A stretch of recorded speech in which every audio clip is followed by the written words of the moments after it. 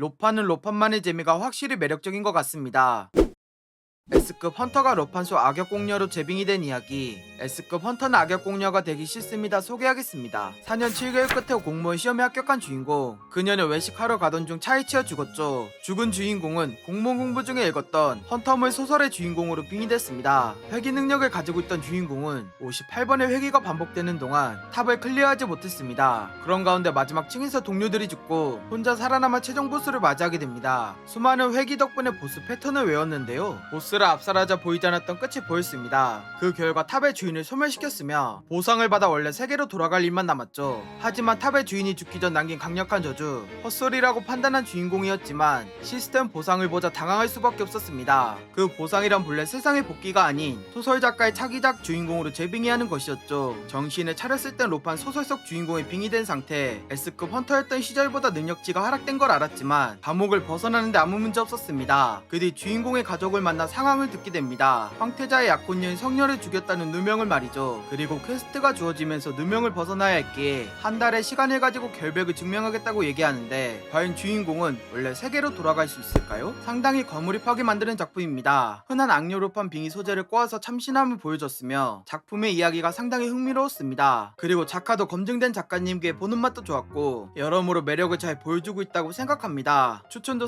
4.5점입니다. 북부 대공과 패국의 공주가 서로에게 빠져들며 변화하는 이야기, 뜻밖의 청혼 소개하겠습니다. 제국 황태자의 침략으로 인해 하루 만에 역사 속에서 지어진 왕과 황태자는 남은 왕족을 자비 없이 처형하며 마지막 작업을 진행하고 있었죠. 그럼 그에게 눈에 띄는 왕가의 마지막 혈족 주인공을 보자 자기도 모르게 눈길이 갔습니다. 그녀는 왕을 고발한 내부 고발자로서 자기도 곧 죽을 운명이란 걸 예상했습니다. 황태자는 그녀에게 협력의 대가를 묻자 하인들을 살려달라는 얘기를 들었는데요. 점점 그녀에게 관심을 가진 그는 그녀를 살리며 유일한 예외로 만들었습니다. 하지만 주인공은 자기를 살린 이유를 예상했기에 순수히 단장하여 그의 침실에 찾아갔죠. 한편 황태자는 그녀가 받는 취급을 예상하지 못했기에 얘기를 듣고서 만나러 찾아갔습니다. 방에 들어서자 맞이한 것은 무방비하게 자고 있는 그녀. 황태자는 그녀가 깰 때까지 기다렸습니다. 잠에서 깬 주인공은 황태자가 온 걸 눈치챘으며 그가 원하는 모습을 보여주고자 행동합니다. 하지만 그녀의 예측은 틀렸고 그로 인해 무고한 사람이 죽을까 자기를 죽여달라고 외쳤습니다. 그녀가 자꾸만 죽고 싶어하기에 이어가 궁금했던 황태자, 주인공이 죽은 어머니를 만나고 싶은 걸 알았죠. 하지만 관심이 가기 시작한 황태자가 그녀의 부탁을 들어주지 않자 주인공은 돌발 행동으로 도발하는데 과연 주인공은 행복한 미래를 맞이할 수 있을까요? 잔잔한 흐름에 익숙한 작품입니다. 자극적이지 않은 느린 전개와 오해에서 시작되는 이야기가 괜찮았습니다. 대화를 통해 오해를 풀어나가며 관계를 변화시키는 모습이 좋았지만 프롤로그에서 보여준 것 때문에 그 과정이 순탄치 않은 게 예상됐습니다. 추천도 4점입니다. 전쟁 승리 보상으로 황태자와 결혼하게 된 계약 부부 이야기, 오만의 시대 소개하겠습니다. 제국의 버림받은 땅에서 야만족과 지원 없이 싸운 변경백감은 주인공의 아버지를 포함한 형제들은 죽어나갔고 그녀가 자리를 이어받자 전쟁을 끝낼 수 있었죠. 승리의 기쁨도 잠시 돈이 없어 굶어 죽기 직전이었는데요. 황제와 나눈 약속을 발견하여 그들에게 보상을 받으러 찾아갔습니다. 하지만 그녀에게 돌아온 것은 승전 보상인 결혼 상대 선택권, 돈을 주기 싫었던 황제는 꼼수를 부린 것이었고 승전 보상금을 얻어내기 위해 주인공은 황태자를 지목하였습니다. 황제의 빈틈을 잘 파고든 주인공, 황태자가 제안을 순수히 수락하자 당황했죠. 그 뒤 단둘이 얘기하게 된 상황, 얘기를 통해 서로의 목적을 알게 됐는데요. 3년 동안 목적을 이루고서 이혼하자는 걸 알게 됩니다. 원하는 것을 이룰 수 있다고 생각한 주인공은 계약서를 작성하였고 계약 부부가 될 예정이었습니다. 그래서 주인공은 빨리 돌아가고자 황태자에게 순수히 협력하였죠. 시간이 흘러 결혼식 당일 모두가 주인공을 무시하던 가운데 이전과 전혀 다른 모습을 보여주자 당황합니다. 그렇게 서로의 목적을 이루기 위한 결혼식을 무사히 마치게 되는데 과연 주인공은 황태자가 어떤 모습을 보여줄까요? 작화가 수려하여 보는 맛이 좋은 작품입니다. 로판에서 빠질 수 없는 작화가 충분한 합격점을 보여줘서 좋았습니다. 액션이 들어갈 때 아쉬운 모습을 보였으나 그걸 제외하면 독자를 몰입하기엔 충분하다고 생각합니다. 추천도 4점입니다. 악녀로 빙의한 주인공이 살아남기 위한 소설 속 이야기.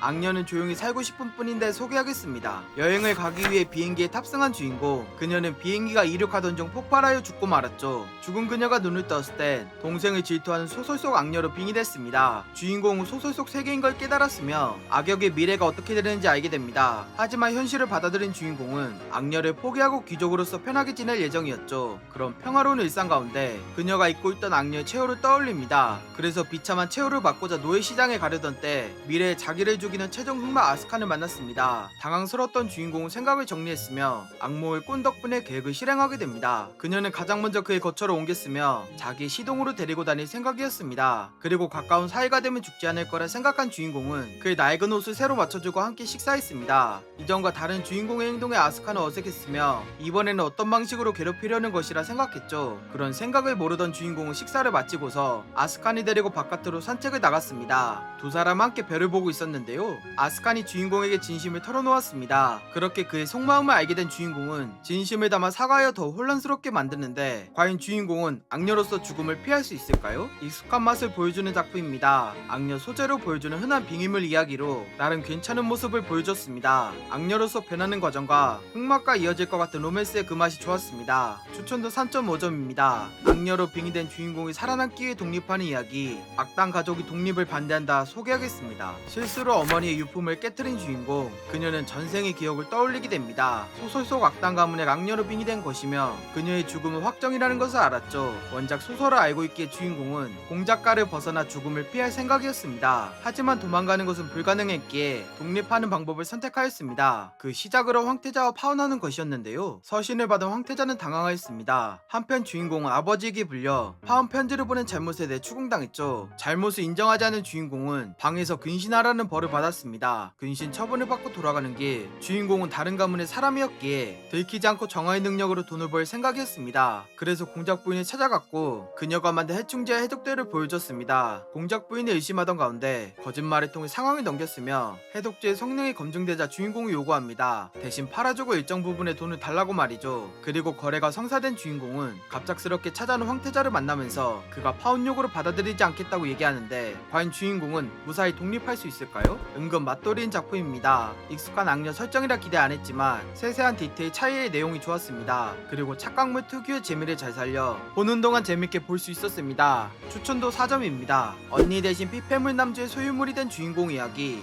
피폐물을 힐링물로 만드는 방법 소개하겠습니다. 시골에서 어머니 없이 언니 밑에서 자란 주인공, 그녀는 세상에서 언니를 제일 좋아했으며 20살 생일을 기다리는 시골 소녀였습니다. 그런 가운데 20살이 되자 피폐물 소설 속 여주인공이 동생인 걸 알게 됩니다. 그리고 남주의 광증을 치료하기 위해 언니가 희생당하는 여주라는 걸 알았죠. 그 사실을 깨닫자 주인공은 한 가지 계획을 세우게 됩니다. 언니를 좋아하는 사람과 야반도주 시키고 언니 대신 자기가 희생하는 계획을 말이죠. 한편 동생이 걱정된 언니는 주인공의 계획을 들어주지 않았습니다. 하지만 술 취한 아버지의 손찌검으로 인해 언니는 동생의 계획에 동참하게 됩니다. 계획 당일 야심한 새벽, 언니는 좋아하는 남자와 야반도주에 성공했습니다. 그리고 주인공은 남주의 광증을 치료할 마녀로서 대공가에 사람이 찾아와 따라갔죠. 그의 제안을 듣고 주인공은 따라갔는데요. 죄인을 가두는 지하 감옥에 도착하였습니다. 거기서 만난 광증에 걸린 남주, 그는 마녀인 주인공의 피를 빨기 위해 짐승처럼 그녀에게 다가갔는데 과연 주인공은 남주를 잘 치료할 수 있을까요? 정신없지만 재밌는 작품입니다. 뭔가 이리저리 정신없는 모양새지만 작품 본연의 재미를 그 안에서 잘 녹여냈습니다. 그리고 분홍머리 여주의 매력을 잘 살렸고 남주와 점점 엮이는 모습이 좋았습니다. 추천도 4점입니다. 오늘은